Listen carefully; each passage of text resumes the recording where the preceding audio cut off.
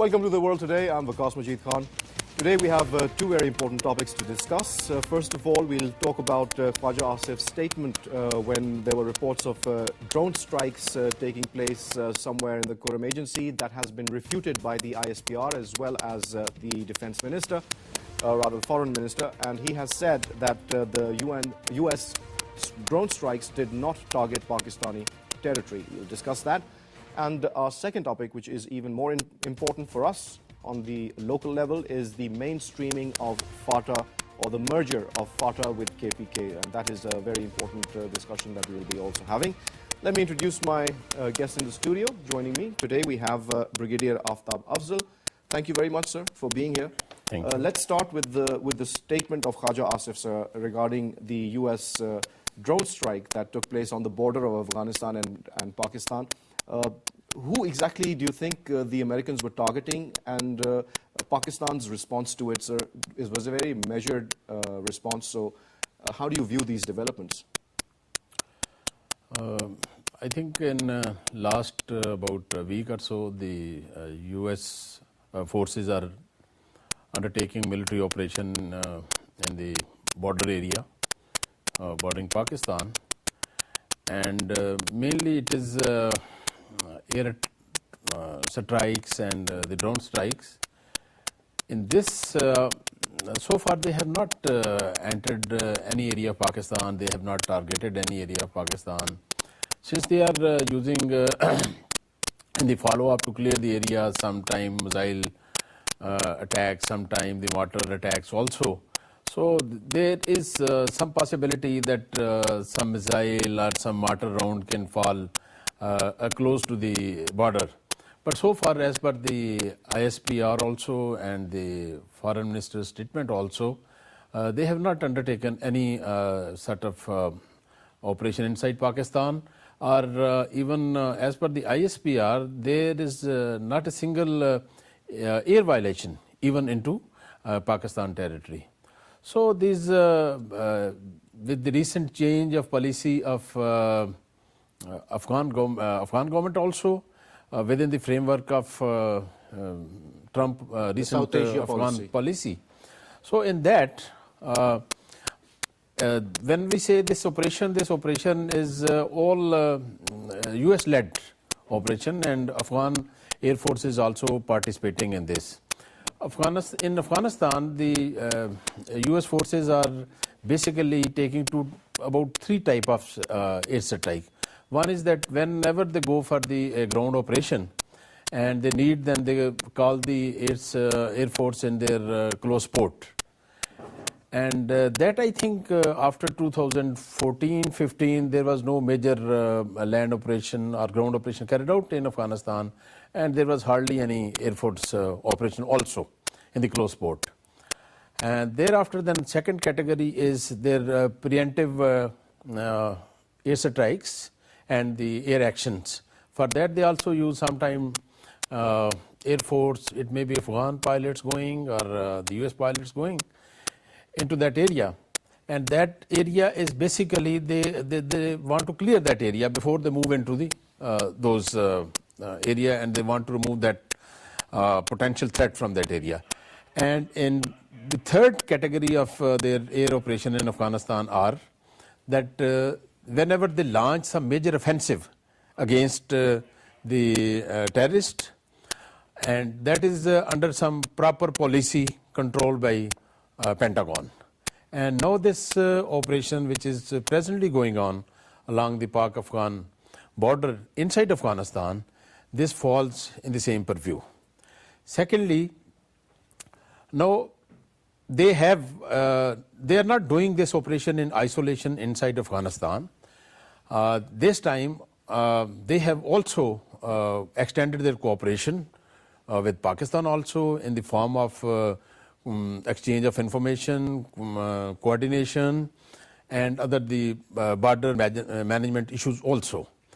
And now our forces this side of Pak-Afghan border, we exactly know that what all is happening inside Afghanistan and what all clearance operation they are carrying out, and our forces inside Pakistan are ready to face any untoward threat if they feel. All right. But previously, for last 2 years, the Pakistan Army has been carrying out operations in FATA, inside Pakistan, and these terrorists, they used to run away and they crossed the border, they would go to Afghanistan. And all along Afghanistan, with the belt closer to the border, they had made their hideouts, and from there they were very regularly attacking Pakistan posts and Pakistan forces operating in that area. If we start right from the Nuristan province, which is opposite to Chatral area, from there onward and down.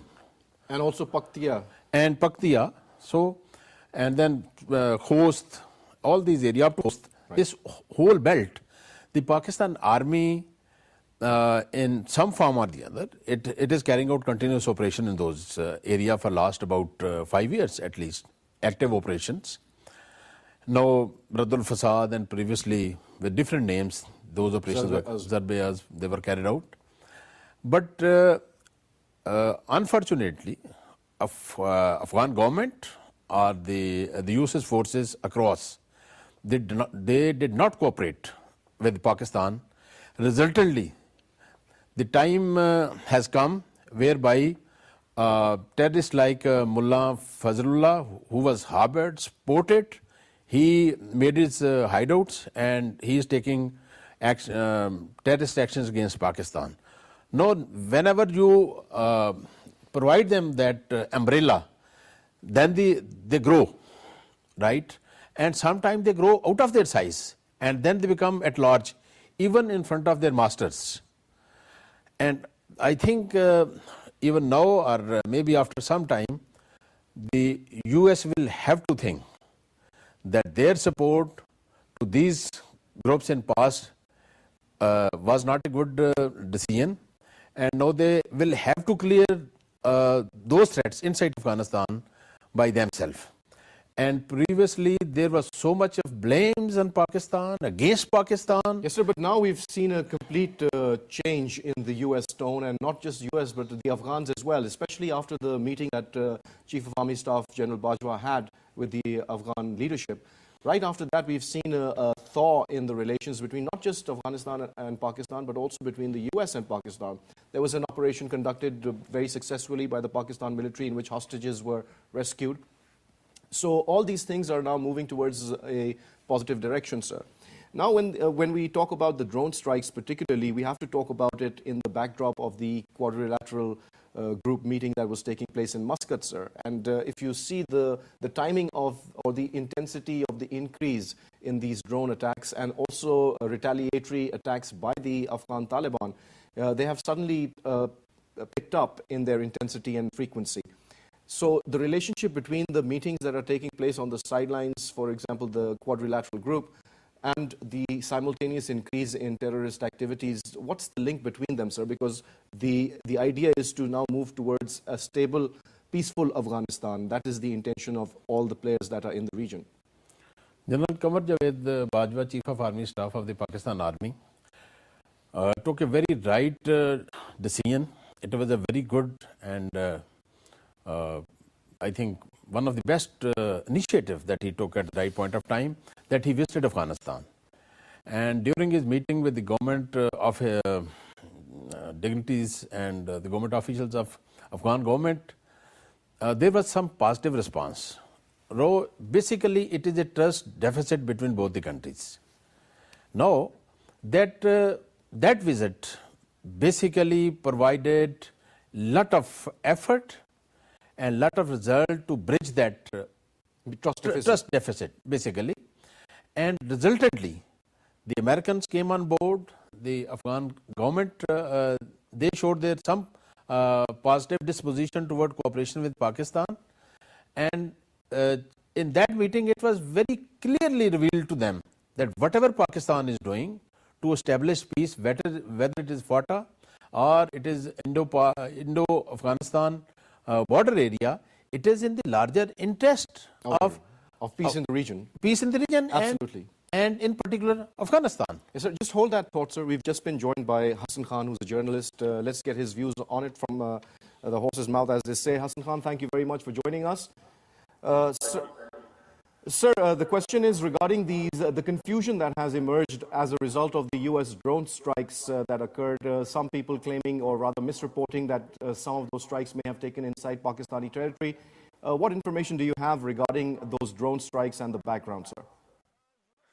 I think there shall be no more confusion. As for that this is part of the new policy which Pakistan, Afghanistan, and US agrees that they will chase them wherever they are, whether they are in the mountains, whether they are in the areas which are somehow not accessible. Because we have to understand one thing, Vikas, okay, this border between Pakistan and Afghanistan, in large area it is not marked, and especially the area where this we call it a parrot beak.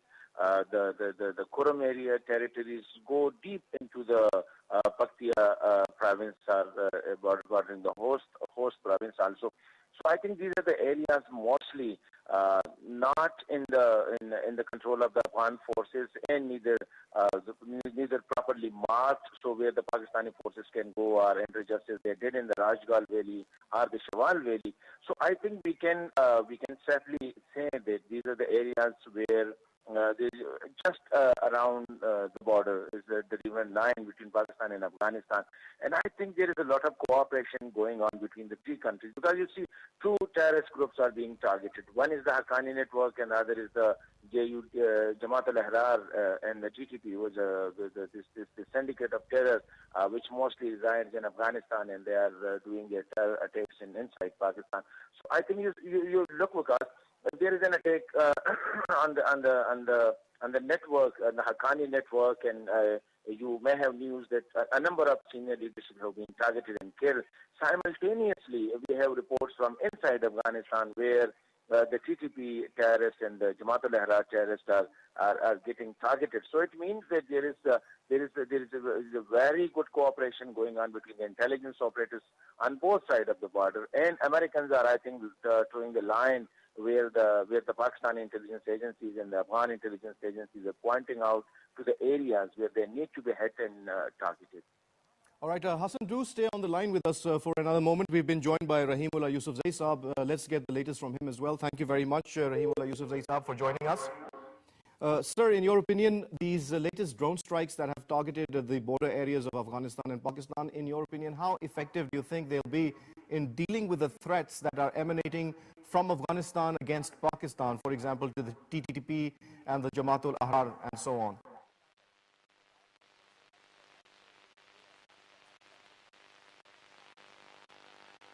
Unfortunately, we've lost contact with Rahimullah Yousafzai. Are we still with Hassan Khan? I think we've also lost contact with Hassan Khan. Maybe we'll try and get back to him. Coming back to the studio, sir, let's continue with our conversation regarding the effectiveness of this particular drone operation that has been conducted, obviously with the three countries working in coordination with each other. Yes, I think there is only, if you want success in a military operation, so you have to tie all the ends. And whether it's Pakistan, it's the USA, it's Afghanistan, any country doing operation, it is basically a joint operation, and all three stakeholders have to come on board. They have to be on one page, right? They should have cooperation, they should have understanding. Only then we can ask for, or we can hope for some sort of success in that area. All right, Otherwise, sir. it is very difficult. And I tell you, we are local, our troops are local, our intelligence agencies, they are operating in this area. And they know far more what's happening on the ground, sir. But we have to take a short break, sir. We'll be right back, but just take a short break. We'll be right back and continue with the conversation.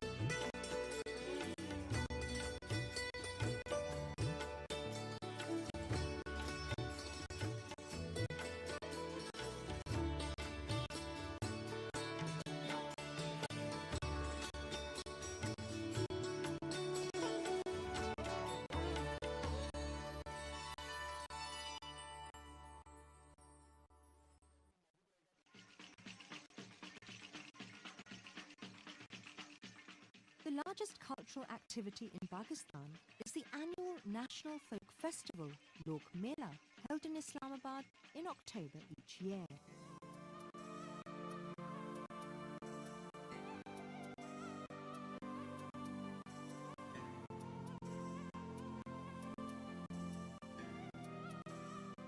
Over the past 2 decades, this festival has taken on an international flavour, and more than 20 different countries have sent their artisans and performers to participate in the festival.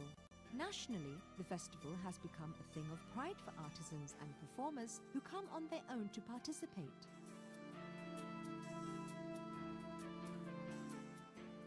Most important of all, the provinces of Pakistan and Azad Jammu and Kashmir put up beautifully decorated pavilions, and visitors had the unique opportunity to see an assortment of Pakistan's traditionally rich culture in the federal capital of Islamabad for an exciting 10 days. An exhibition of artisans at work under the banner of the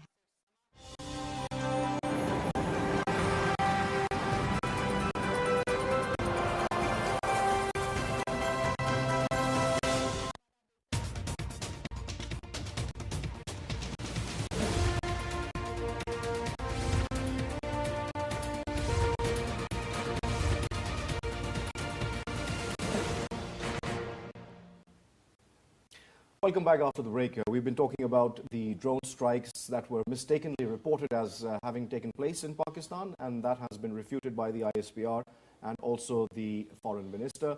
Those drone strikes were in the Afghan region. Now let's move on to our second topic, which is far more important, and that is the mainstreaming of FATA. We recently also had a large number of people who gathered in the capital to protest about the delay in the FATA reforms. So let's get our conversation started on that. Brigadier Saab, in your opinion, there has been a National Implementation Committee on FATA reforms that has been construed under the chairmanship of the Prime Minister, in fact. Meetings were also held, sir. The progress on the legal reforms noted that a bill for the extension of jurisdiction of the High Court and the Supreme Court to FATA has been tabled in the National Assembly. So why are we still waiting for that bill to be passed? It has been said that that process needs to be expedited. But in your opinion, sir, what are the hurdles that the government might still be facing when it comes to implementing the reform package? I think this is a very good decision by the government that some future has to be decided of the FATA. So we cannot carry FATA. I think in future with the same same status, it's very difficult for us now, because I think it is the right time now to carry out reforms, and it is not right, rather it is too late now. Absolutely, it's too late. We should have done it much earlier. Presently, there are just two options. That there are a lot of reservations of the locals. They said that if you just want to extend the jurisdiction of judiciary of Pakistan and the political act in those areas, so they are not going to get some benefit. With this, they think that there will be more interference of Pakistan state institutions, and they have some reservations on the capacity, capability, fairness of this institution basically. That if they come, they say that their rights will be curbed, they will not get whatever they have been promised. And there is also an example of Swat also, right? When Wali of Swat, he annexed with Pakistan, so they were given all the sureties and things were extended also there. But then we saw the results later on, that the government could not handle those people, and the vacuum was created, and it was all corruption, I tell you. It was the corruption of our departments like police, like law enforcement at the lower level, lower judiciary, and many other such departments. The people, they were not used to this type of justice. At the time of Wali of Swat, the things used to be decided within 24 hours, and it is a very famous that funeral of the killer and the killed used to be offered simultaneously, right? On one day they used to be buried, but once they had to go in the court to seek justice, and then the case is prolonging for 17, 18 years, then those people, they came on the roads, and just a man, uneducated person like Mullah Fazlullah started showing them the dreams, and they followed him. So the state had already tried, and people think in FATA now that we don't want to become example like Swat. So then what is the other option? They actually, where the differences are, there is no participation in that committee which is carrying out reforms of the FATA leadership. They want that people from the FATA should be given some representation in that committee, so that their right concerns are also addressed. Absolutely. That is the basic problem. Now, there is no third option available for So the settlement of FATA. One is we've whether spoken a lot about the FATA reforms, but we've ignored another part of, well, not a part of FATA, but just below that, and that's called PATA, and that is the provincially administered tribal areas. Nobody seems to be talking about PATA at all, but wouldn't that, when we talk about the mainstreaming of FATA, wouldn't that also have to include the PATA areas as well? No.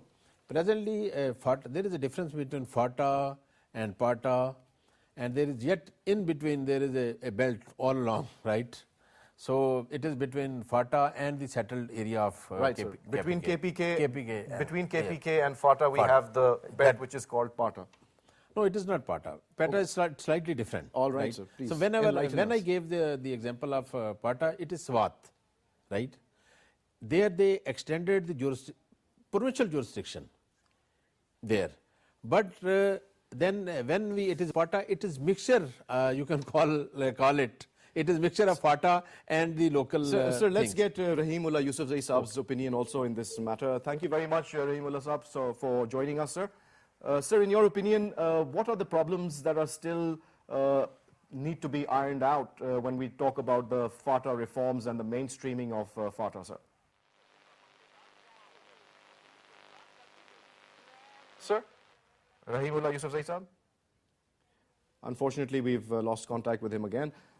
Sir, coming back to the conversation regarding the mainstreaming of FATA, why has it been for so many years that we have not been able to work on this particular project of mainstreaming the people of FATA? They also need to enjoy the same fundamental and other rights that are available to the rest of Pakistan, sir. So what's the delay? I think it is from both sides. It is the people of FATA, right, and then the government, because both are the stakeholder in this. Every government came, it tried, right, different models were given, but no decision was taken. And the people of FATA, every time, whatever the solution you bring for them, they are against that solution. Because basically, there is a leader, there is no proper leadership in Afghanistan, in FATA, where they can lead those people for a right decision, and then participation of those people into those right decisions taken by the government. And there was again a trust deficit between the government and the people, and whatever the local leadership it has there in FATA. And you know those MNAs, and you know those status of those MNAs. Whenever you give them some sort of role, right, they appreciate. Whenever they are not included in those committees, they don't draw those benefits, they are against this. But the government should take decision, whatever the decision they have taken, they should go and implement that decision. But participation of local leadership is very, very important in that. And when we talk about the participation of the local leadership, sir, according to the committee that has been formed for FATA reforms, they've also been, they've set up a plan, a 10-year plan for the socio-economic development of FATA, and they've been asked to prioritize this project, also to find out the extent of the divisible pool for FATA in the next 10 years, according to the share of the National Finance Commission and so on and so forth, sir. So in your opinion, sir, how soon do you think that these nitty-gritties can be ironed out so that the people can come on board sooner rather than later?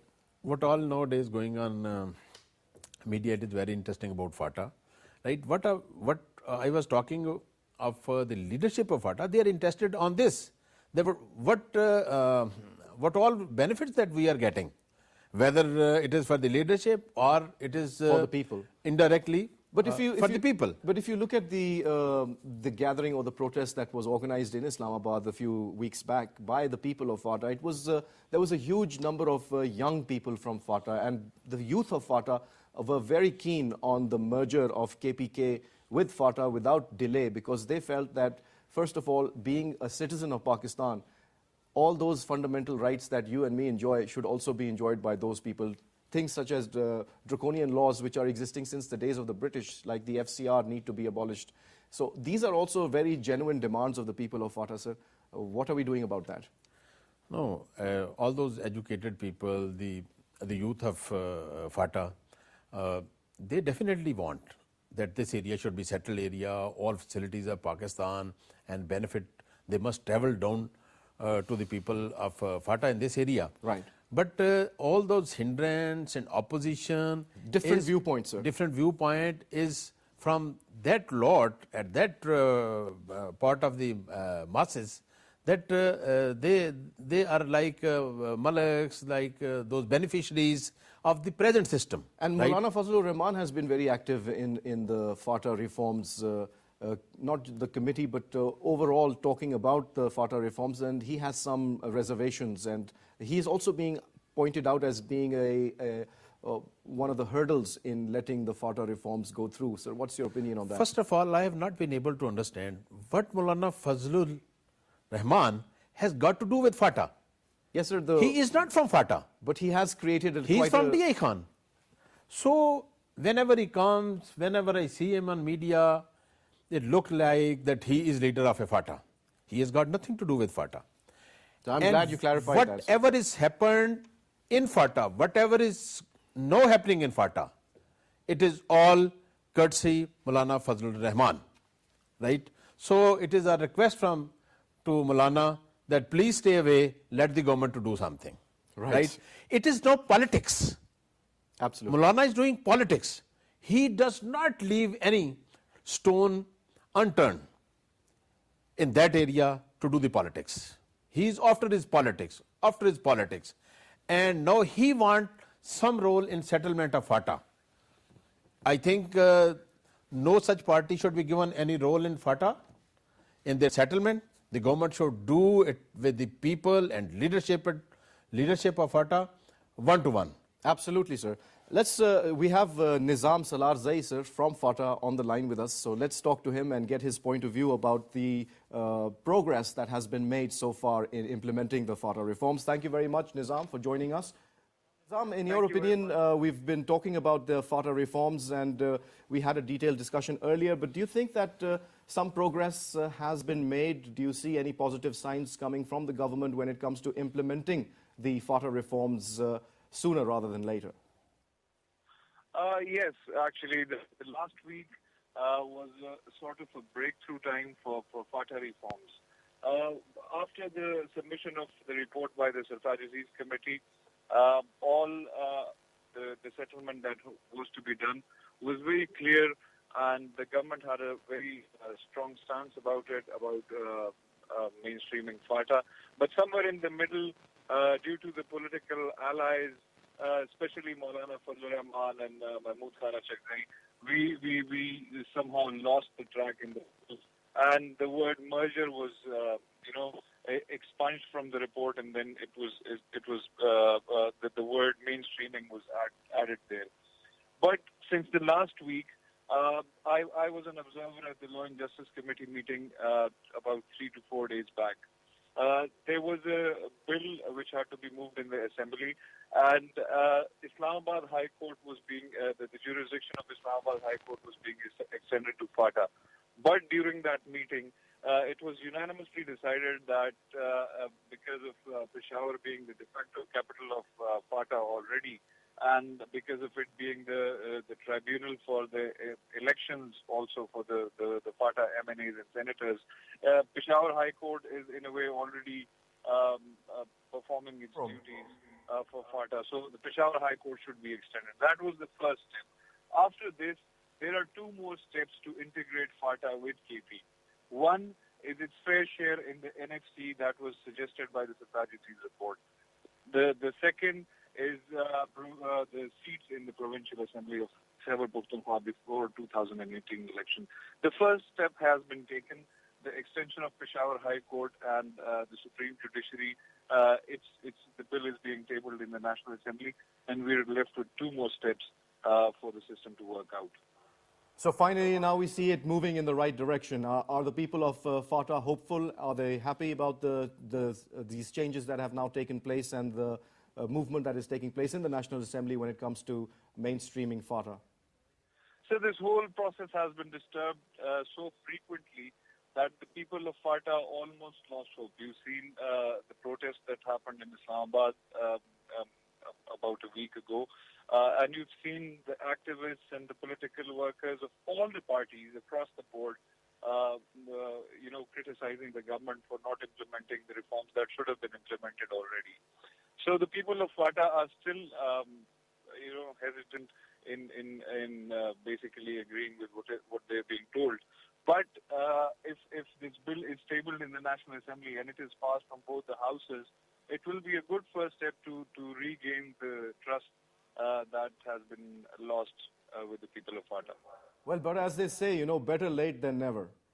Better late than never, exactly. Thank you very much for taking out the time and talking to PTV World. Nizam Salarzai, sir, from FATA, a young youth leader, I would say, also has a very good point of view that he shared with us. So we've moved forward, sir. The bill has been tabled. Now we want it to pass or sail through both the houses. Now, do you think this is going to take place within the next 1 week or so, or do we still have to wait and see how long it's going to take? I think it is.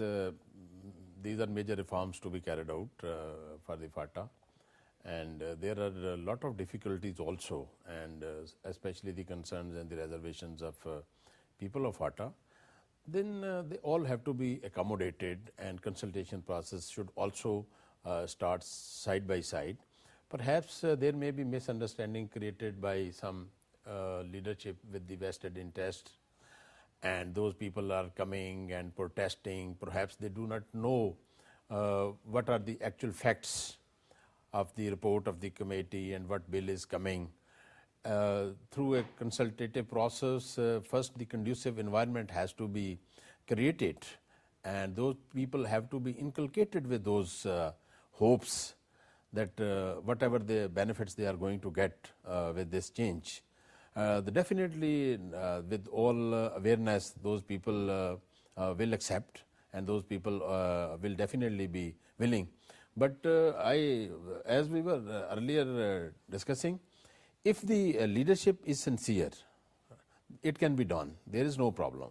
But if just for a fashion, just for our habit, we start doing politics on such very sensitive issues of directly linked to the national security, then I think then the government has to take action. Then sometimes there are problems with the government also. They have to carry the people like Maulana Fazlur Rahman and then Achakzai. These people, they are there with them in the government. They have to carry them along. So these hurdles are there for the government also, because it's a political government. But what I personally feel, that the government is very sincere. They want to bring. Pakistan Army has given all their output in this, and Pakistan Army is willing for these reforms. Those are now operating in that area for last 1 decade in that area on the active operation against the terrorism. Absolutely, sir. Right? That's very important. And because when we talk about the reforms, there are mainly 4 important aspects or dimensions to the reforms that are required in FATA. And those dimensions are political, number 1, which he was talking about, the bill that has been tabled in the National Assembly. Then secondly is the legal mainstreaming, which we spoke about also in the program. But then there's the economic mainstreaming. Yeah. And then, of course, the most important is the security situation and the security mainstreaming of FATA, maybe extending the powers of the KPK police in the FATA regions and beyond. So in your opinion, all of these different dimensions need a lot of serious work and planning and, basically for it to take place in the right time. So do you think we are still moving in the right direction as far as the timelines are concerned, sir? I think there has to be a continuous and very persistent effort to settle FATA. If if we are not able to merge FATA with KPK or whatever this bill is we are bringing, we are successful, then it may not be, it may be too late then, right? Because now it is the, I think, right point of time. The situation is there. Pakistan Army, with all the sacrifices, has done a wonderful operation now, and now the FATA is 90 to 95% peaceful. Absolutely, I was going to say, sir, that the temporarily displaced people have also now all returned back to their homes in FATA. So that is a big achievement by the Pakistani and the government also. But that is very important, and that is why now that once the people of FATA have gone back to their areas and seen what's happening in the rest of the country, they would like to see that same progress and development taking place. People of FATA, they are very positive. Yes, sir. Their understanding, their disposition toward Pakistan is very positive. They find their future only in Pakistan. And they have seen the condition of Afghanistan. And all these tribes living in all along this border region, half of the tribe on the other side, and see the condition of that tribe, which is in the Afghan side, that what is happening to them. Our FATA is still much better than those tribes that they are living across the border. So these people, they know that our future is linked with the future of Pakistan. Their security is linked with the security of Pakistan. So they are very positive. They want some change. The only hindrance is just sort of trust deficit created by people with the vested interest. We have to remove them. We have to address the genuine concerns of the people of FATA and remove those people from in between. There is no other hurdle to settle FATA. Well, I think we've spoken about it quite in depth, and I'd like to take this opportunity to thank you for the time that you've given us, sir. Thank you very much. And let's hope that the wishes of the people of FATA are the wishes come true sooner rather than later, sir. Well, you heard the conversation, and we'd like you to always draw your own conclusions from what you've heard. Always make the right decision and an informed one with that hope. And on that note, it's goodbye.